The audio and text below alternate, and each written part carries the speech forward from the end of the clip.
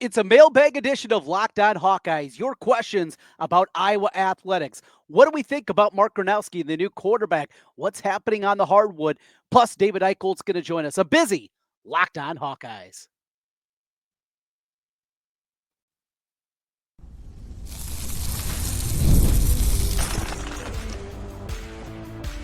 You are Locked On Hawkeyes, your daily podcast on the Iowa Hawkeyes. Part of the Locked On Podcast Network, your team every day. Hey, welcome in. I'm Trent Condon, and this is the Locked On Hawkeyes podcast. Thanks for making Locked On Hawkeyes your first listen every day. We're available wherever you find podcasts. You can also watch us on YouTube. Hit subscribe if you're watching right now on YouTube, or if you're listening on the podcast side. 5-star reviews just takes a moment and helps us get in front of more Hawkeye fans. Today's episode is brought to you by FanDuel. From big upsets to game-winning drives, the NFL playoffs are better with FanDuel. New customers can bet $5 and get $200 in bonus bets guaranteed. Win or lose, visit FanDuel.com to get started. We open things up today with a mailbag edition. We got David Eicholt waiting in the wings. Plenty of Hawkeye conversation with him. Part of 24/7 Sports, HawkeyeInsider.com. We'll get his perspective on the commitment of Mark Gronowski. Plus, we got to talk about the disappointing effort here this evening from the Iowa women as they fall on the road to Illinois. And boy, I think some major questions starting to brew here with this Iowa squad, just how good they are, and just not a lot of people showing up for the Hawkeye team. Very disappointing effort at Illinois, a banged up Illinois team. We'll get into that. But a lot of comments coming in on the YouTube page, and that's where we get these comments here. If you ever have any questions, of course, you can hit me up as well on social media. At Trent Condon is where you can find me on Twitter, or you can hit me up also at Locked On Iowa with our official show account is where you can find us over there. So just a handful of questions that have been calling in or comments I think are some good jumping off points here over the last couple of days. Let's start things off with a little negativity. This is from Timothy Simmons, who seems like an angry gentleman. Complete clown Iowa fan base. So tired of this nonsense about coaches after every loss. This one came after the game against Wisconsin on Friday night. And what I would say to the people that believe that this is my reaction every time, you obviously haven't been following me for the last 2 decades as I've been on radio and doing this podcast as well here over the last 3. That is not who I am. I am not reactionary. I am not jump off a cliff after every loss. That's not who I am. Do I get frustrated? Absolutely. Are there times that I question big picture, the future of the programs? No doubt. But that's not the reaction that's there. And for anybody that knows and listens, and for the everydayers, and we salute each and every one of you out there that are listening to us every day, you know that that's not how I think of Fran McCaffrey. It took a long time to get to this point. Well, it took 16 years to get to this point that we are now. And even with the comeback win against Nebraska, I don't think it paints big picture the concerns about this program. And I'm not alone. Look at the stands. Look at what you see at Carver-Hawkeye Arena. Announced attendance 7,800. At best, there was 6,000 people in the building. That's what you have in a building that seats 14,900 people, and you can't even get a half full. That's what we're dealing with here. This is a fan base that has checked out. This is not reactionary. This is just after a loss that we're going to freak out. That's not what we do here. Well, we freak out a little bit after losses, but not firing everybody. So, Tim, check yourself. You're dead wrong. Let's continue here with a couple more on the basketball front. He ain't going anywhere, and that's from Eli. We'll see. Speaking of Fran McCaffrey, if this season ends in the NCAA tournament, another maybe win, gets to the round of 32, no Sweet 16. Does Beth Getz have the ammunition? Does she have the equity to fire Fran McCaffrey? And Fran McCaffrey will be a guy at that point that had made the NCAA tournament, 8 of the last 11 years? At a place like Iowa, that's difficult. That's better than Dr. Tom did. Remember, after what he inherited from George Raveling, which is completely different than obviously what Fred McCaffrey inherited from Todd Licklider. After the sophomore trio, Roy Marble, Ed Horton, B.J. Armstrong, when those guys departed, year after year, Iowa was a very average program. And they didn't make a Sweet 16 until his final year when they knew going into the season that his contract wasn't going to be renewed. I think we have this false sense of what that program was. It's back to basically the same level. And in the Big Ten, a little bit better, which is another crazy thing to think. We'll get into that a little bit later here a little more. Speaking of Fran McCaffrey, talked about him checking out. Does it feel like he checked out? This one comes in from Beavers99. He said he thought he checked out last year. I kind of remember that too. He seems different on the sideline at the very least. Let's get into some football. This one comes from Beavers as well, talking about Mark Gronowski and his commitment. I heard they landed him for someone in the know for $2.7 million for next season. I can tell you that number is dead wrong. From the sources that I have talked to, that number is not particularly close to the number. In fact, the NIL budget for the football program basically will be all gobbled up with that number. So, no, that is not the number to be looking at. Your number is way, way off. But it's also a lot of money, and that's the going rate. And to get a quarterback, of the ilk of a Mark Gronowski, a guy that won the Heisman Trophy at the FCS level 2 years ago.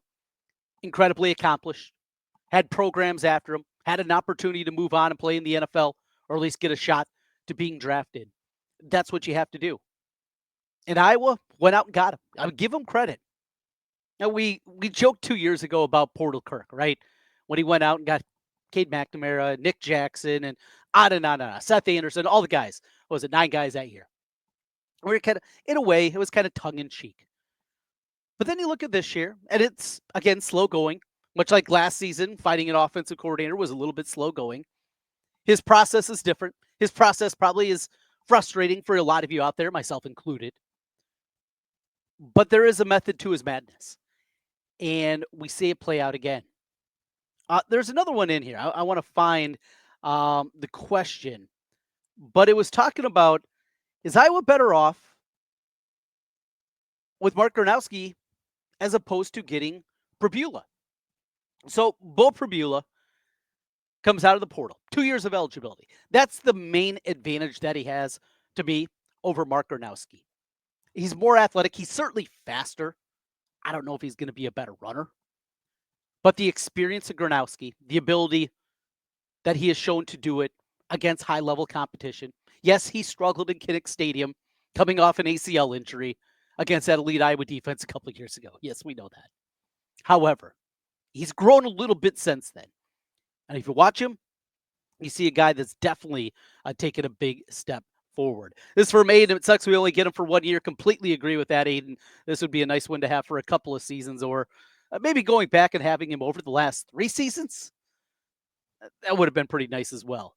Here's the question. It came from Rex. Do you think we came out ahead with Gronowski rather than Pribula? From the superficial research I've done, I think Gronowski is a better fit for the designs in our program. One thing that I really like about Gronowski and what we've heard about him is the leadership qualities, is what he is as a leader. Going out there and playoff game, it's cold in Brookings, South Dakota, and he's going sleeveless like his offensive lineman, right? Those little things. It just seems like a guy that gets it, a guy that understands. Now, you also have to temper, I think, your expectations in a way, realizing that South Dakota State program, they're at an elite level.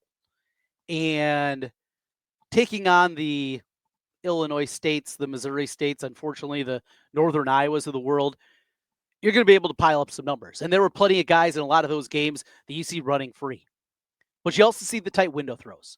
And when you watch his ability to do that, to make those kind of plays, to be able to tuck it, put his head down, big physical kid, 6'3", 220 pounds, really like his footwork that you see in the pocket. Now, there were times you saw really over the last 5 years. Cade McNamara the last couple of years. We saw it, I think, a lot with Brendan Sullivan, and then going back with Petrus and all the other unfortunate quarterbacks that they had. when Petras was banged up or whatever. You saw terrible footwork.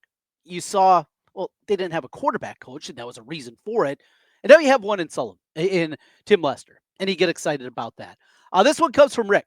I liked how Lester's first-year offense was an improvement over the previous years. If he felt that Brendan Sullivan, who he recruited, was the only quarterback needed, he wouldn't have recruited Mark Gronowski. I cannot see any reason to go against his judgment. I'm with you. Tim Lester, definitely in year number one. The improvements that we saw, he has built up equity. We need to believe in this guy. He completely revamped this quarterback room. Got another wide receiver, and we'll talk about a little bit more tomorrow. The kid from Chattanooga. It's just on and on and on. A really good stuff to get excited about with Lester. And he's not just resting on his laurels. This guy wants more. You know, the conversation I'm sure goes, you're at the bar, right? Talking with your buddies. You're at tailgate. Who's going to be the next Iowa coach? And there's pie in the sky thinking. And there's all kinds of wild thoughts. And then you talk about the internal candidates. And is it Seth Wallace? Is it LeVar Woods? Is it Tim Lester? Could Tim Lester be the guy that gets this job? I'll tell you what, if this passing game takes a step forward, he is a great communicator. He's incredibly enjoyable to listen to talk to. Hopefully this summer, get an opportunity to talk with him during some downtime and bring that podcast to you. I just really like the way that he explains the game, and you can see why he's an effective recruiter and how he nearly got Bo Pribula, and how he got Mark Gronowski. He can sell, and I'm really impressed by that, by the way. Sam Phillips, the name of the wide receiver from Chattanooga, that I was thinking of there. A lot of great questions, a lot of great comments. Again, I look at them all. Some are mean, some are nice, but really enjoy it. A lot going on that front. But we're going to talk some basketball and football coming up with David Eicholt. HawkeyeInsider.com does great work over there. If you're interested in the recruiting world, what's happening in the portal, he does a great job along with Sean Bach, and we got him coming up here talking a little bit of everything as we continue. Stay right there. We're talking with David Eicholt. When we come back, this is the Locked On Hawkeyes podcast.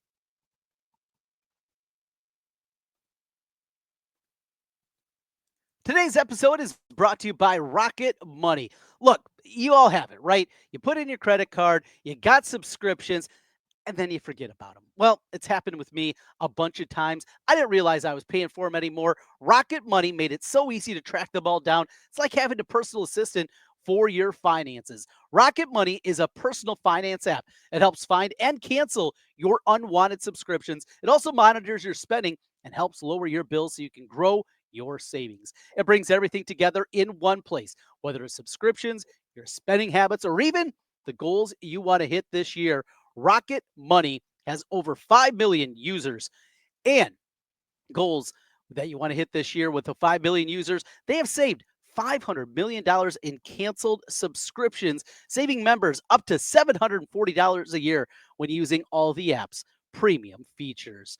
I love the opportunity to find exactly what is out there, what I've been spending money on, and Rocket Money helps me cover just that. You can cancel your unwanted subscriptions and reach your financial goals faster with Rocket Money. Go to rocketmoney.com/lockedon today. That's rocketmoney.com/lockedon. rocketmoney.com/lockedon. Coming up next, we talk with David Eicholt.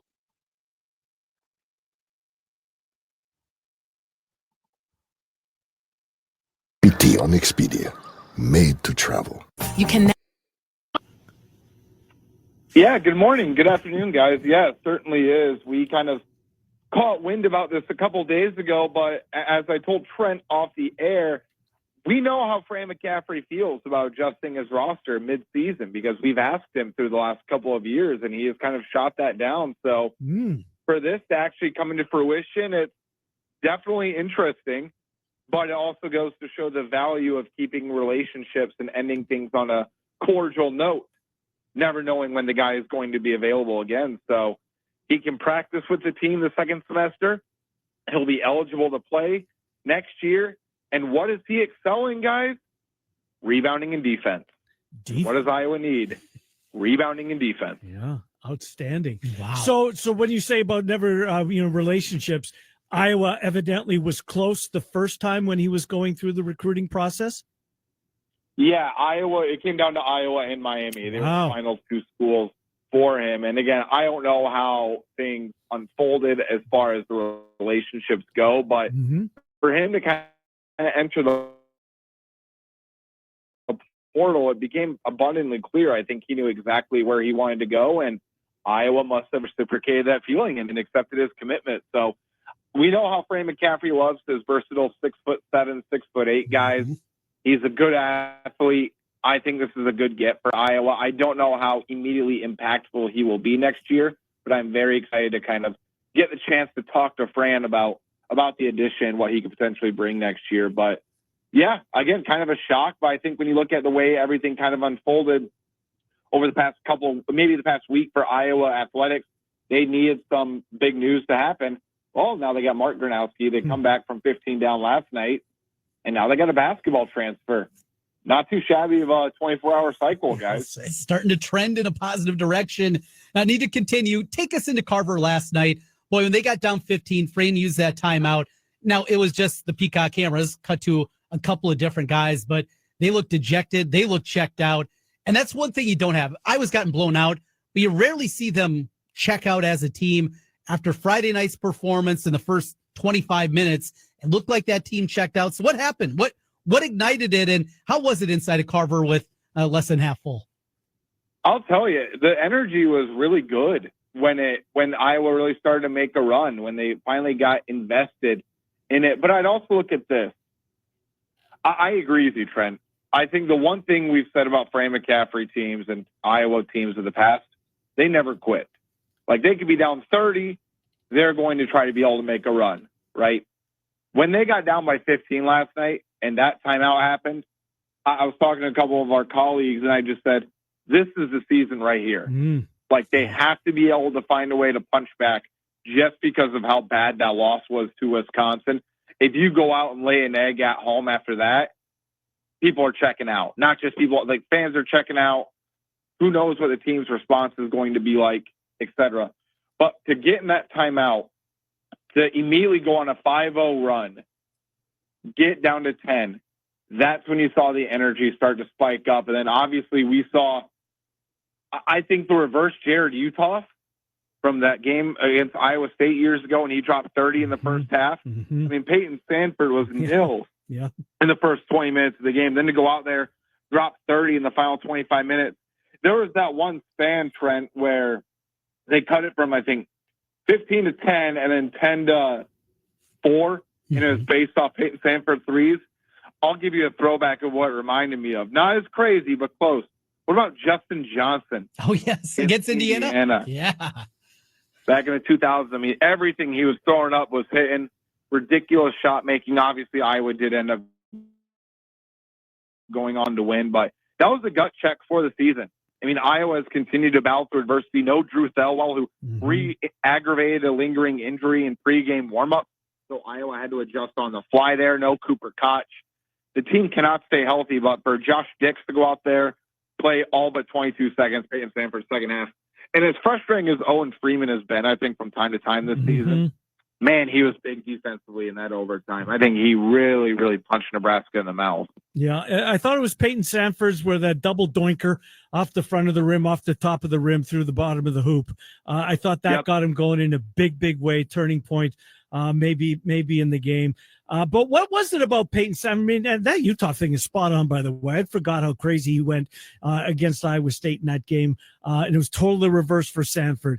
What was it? Was it just finally making that shot and getting that proverbial monkey off his back, and maybe that was the shot of adrenaline and confidence that he needed? Yeah, and I think a couple things worth noting, too. We're talking about Payton Sandfort, right? And this second half is ridiculous, not taking anything away from that. But Josh Dix was the only reason why they were in that game going to the second half. Absolutely. He was absolutely spectacular, and the stat line he put up was crazy.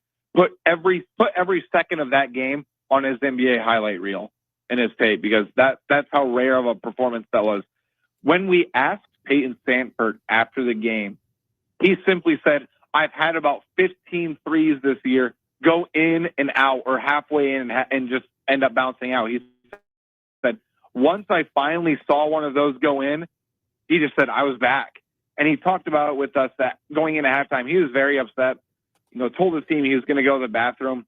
He ended up just going back, reading a few Bible verses and some notes to himself, and kind of just took solace in peace. And that's when he went out there, was aggressive, looked for a shot. Once he saw that first one kind of fall, that's when it ended up happening. But, just an incredibly rare performance from Payton Sandfort. And obviously, I think between Josh Dix and Payton Sandfort, I think they're the first Iowa duo since 2022 to have 30-plus. And I think they were the second Big Ten duo in the past 15 years to have 30 points apiece. Let's get into Mark Gronowski, talk some football before we run out of time with you. David Eicholt joining us from 24/7 Sports. We've been waiting and waiting and waiting. Any idea why it drug out as long as it did? Yeah, I think a couple other teams were trying to get in the picture. Oh, really? And it shouldn't be surprising. I thought USC was going to make a run at him. I wouldn't have been surprised if Miami was going to try to do something. We know how deep their pockets are. But Gronowski's a different kid. It was always going to, I stand by this, it was always going to be the NFL or Iowa, right? Because he's from 3 hours away. He's very, very close with his family. He dreamed of playing in the Big Ten. Iowa recruited him a little bit out of high school. Tim Lester recruited him out of high school, and he was at Western Michigan as well. There were long-standing relationships there. So I think those are the hiccups from some things I'm hearing. But again, as I wrote my column yesterday, guys, there's three things that really separated Iowa from the NFL. One, Kirk Ferentz's connections to the NFL and the reputation he has with NFL personnel. Two, Tim Lester's offensive mind and him knowing the NFL schemes and knowing can run an NFL offense, knowing he can be the difference maker. And three, the Swarm Collective. They spared no expense. I don't know the exact number to get Mark Gronowski, but they spared no expense, and he was very receptive to the pitch they had. So it was the culture, it was the schemes, and it was Iowa Swarm Collective that ultimately decided to push Mark Gronowski to come back for another year of college football. And even if he decided to go to the NFL, I really don't think that would have been an indictment on Iowa. The guy has played 5 years of college football. At some point, you either want to take your shot or not. And I guess he felt it was best if he waited another year to take a shot to go to the league.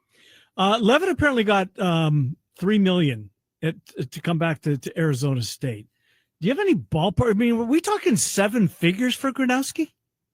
I would be very surprised if it was not seven figures. Wow, unbelievable. I don't know this. I'm purely speculating. So I don't want to speak on behalf of Brad Heinrich, Swarm, or anyone else. My best guess would be about 1.25 to 1.5 million. I would probably say more toward 1.5. Isn't that something? Yeah. So last thing for you, David Eicholt. David Eicholt, 24/7 Sports, HawkeyeInsider.com. Unless, Trent, you have a follow-up. Just back to the Miami basketball transfer. Trent and I both kind of thought that McCaffrey's shelf life was, nearing expiration.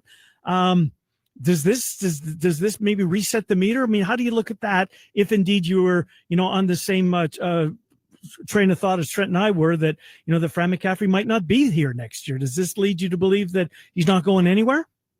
I just don't think he wants to pigeonhole himself into a decision, Gotcha. Right? If he can control the walk away or to come back to Iowa for another year, I don't think he wants to set himself up for failure if he decides to continue being Iowa's basketball coach next year. So he's going to continue to do the job like he's planning for the long-term future. And again, I think at this point, it's a lot of speculation. I think from a timing standpoint, it would make sense. Yep, me too.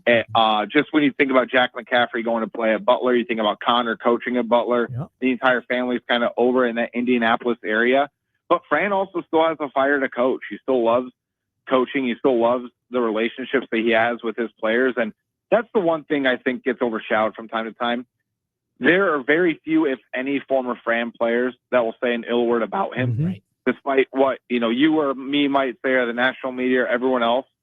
I think that shows a lot that he has had the respect of guys in that locker room, whether people agree with the way he does things or not. Every single player would go to war for him. And I also think it's worth noting, you got to think about how much money Josh Dix probably could have gotten in the transfer portal. Think about how much money Owen Freeman could have gotten in the transfer portal. What about Payton Sandfort coming back for another year? I guarantee you all three of those guys took not just a little bit of a pay cut, but a significant pay cut because they want to play for Fran McCaffrey.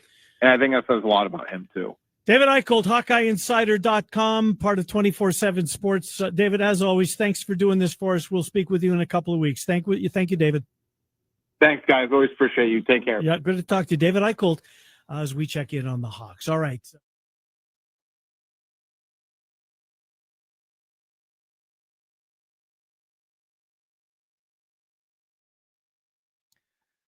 Trent kind of back with you one final time here. Locked On Hawkeyes. Thanks for being with us. And we take a look back at the Iowa women's basketball game here from this evening as Iowa falls on the road to Illinois, 62-57.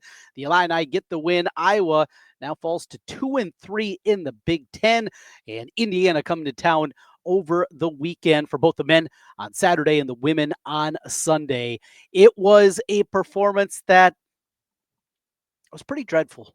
Now watching it on BTN Plus, watching it on my phone as I had the Orange Bowl also on. I'm sure I missed some things, but very frustrating watch. They turned it over again 18 times. And it's not just turnovers. It's not just the physical turnovers. At times you can live with physical turnovers, right? You make a mistake. A player swipes you. They get the hand in there. They get a steal. It's the unforced turnovers. It's the dumb plays.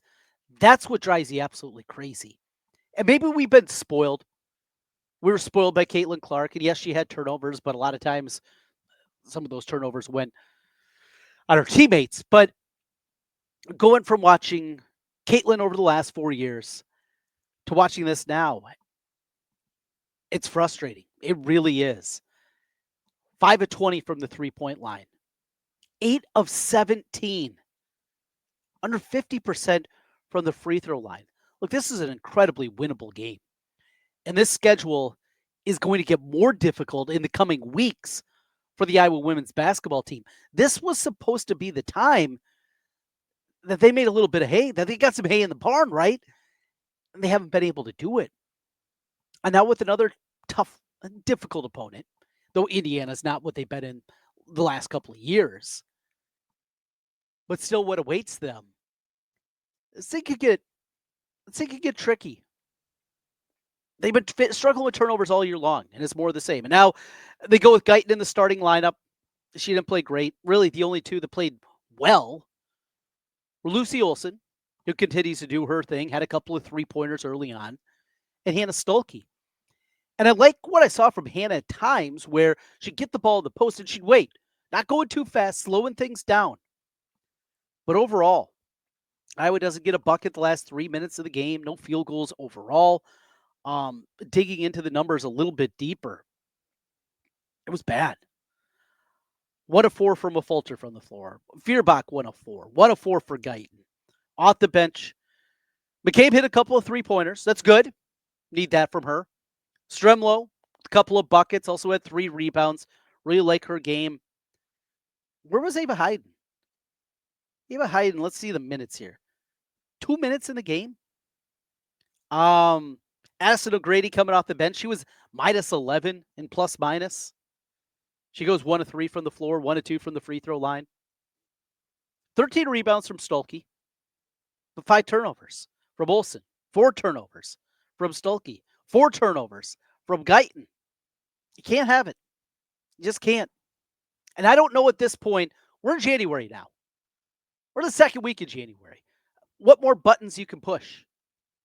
We talked about getting a freshman in there, getting those freshmen some more run. 2 minutes for Ava Hayden. 5 minutes for Mulaney. I don't get it. Comes with the territory. Love Jan Jensen. One of the nicest people you'll ever meet.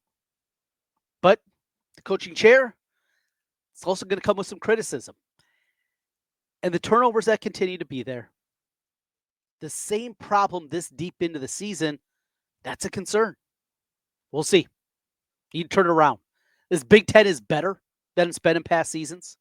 Not only the top-end talent that you have in Maryland, USC, UCLA, but I think the middle's a lot better than it's been in the past as well. And I was amongst those middle teams and you lose a game like this, Illinois down a couple of players, it's a bad one. Bad losses piling up. Is this a tournament team? Yeah, they are. But is this a team that's going to be hosting the first 2 rounds, which means a top 4 seed, a top 16 team in women's college basketball? I don't think it's close. Not the squad we're seeing right now. And you got to do it quick, and you got to do it in season. And that's what's facing Iowa women's basketball. Hey, thanks for being with us as always. Make sure you hit that subscribe button. Really does help us as we talk a lot of Hawkeyes here each and every day. We'll be back with you one more time on Friday. We will talk more football. Tom Kakert is going to be joining us, and we got a whole lot more coming your way, plus some of those mailbag questions we didn't get to. We got a few more coming up on a Friday edition. Thanks for being with us, and thanks for making Locked On Hawkeyes your first listen every day. We'll talk to you again tomorrow. Go Hawks.